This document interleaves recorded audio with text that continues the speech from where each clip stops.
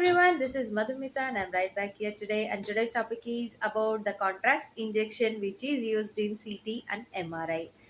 ఈ contrast injection ఎందుకు వేస్తారు? దానివల్ల ఏమన్నా అలర్జీస్ ఫామ్ అయ్యే ఛాన్స్ ఉందా? సైడ్ ఎఫెక్ట్స్ ఉండే ఏమన్నా ప్రమాదం ఉందా అని చాలా మందికి చాలా డౌట్స్ ఉన్నాయి. సో, ఆ డౌట్స్ అన్నిటిని ఈరోజు నేను మీకు ఈ వీడియోలో క్లియర్ చేస్తాను. కాంట్రాస్ట్ ఇంజెక్షన్ అనేది సిటీ, ఎంఆర్ఐలో ఎందుకు ఇస్తారు అంటే ఇమేజెస్ ఇంకా క్లియర్‌గా రావడానికి. ఇమేజెస్ అనేది షార్ప్‌గా క్లియర్‌గా రావడానికి మాత్రమే కాంట్రాస్ట్‌ని యూజ్ చేస్తారు.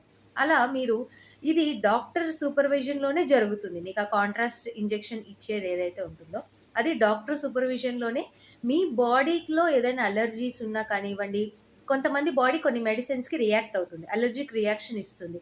అలా ఏంటివన్నా ఉన్నప్పుడు మీరు డాక్టర్‌కి ముందుగానే చెప్పారంటే, డాక్టర్ సూపర్విజన్‌లోనే ఈ కాంట్రాస్ట్ ఇంజెక్షన్ అనేది ఇస్తారు.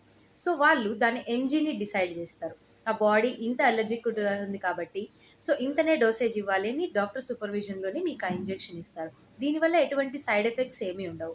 జస్ట్ ఆ సీటీ, ఎంఆర్ఐలో ఇమేజ్ షార్ప్‌గా అండ్ క్లారిటీగా రావడం కోసం మాత్రమే ఈ కాంట్రాస్ట్‌ని యూజ్ చేస్తారు. ఇది చాలా సేఫ్. మీ బాడీలో ఏదైనా డ్రగ్‌కి అలర్జిక్ రియాక్షన్ ఉన్నా ముందుగానే డాక్టర్‌కి చెప్తే, డాక్టర్ సూపర్విజన్‌లోనే ఇది జరుగుతుందనమాట. So, today is the topic. Thank you. Like, share and subscribe. Comment your opinion. Thank you.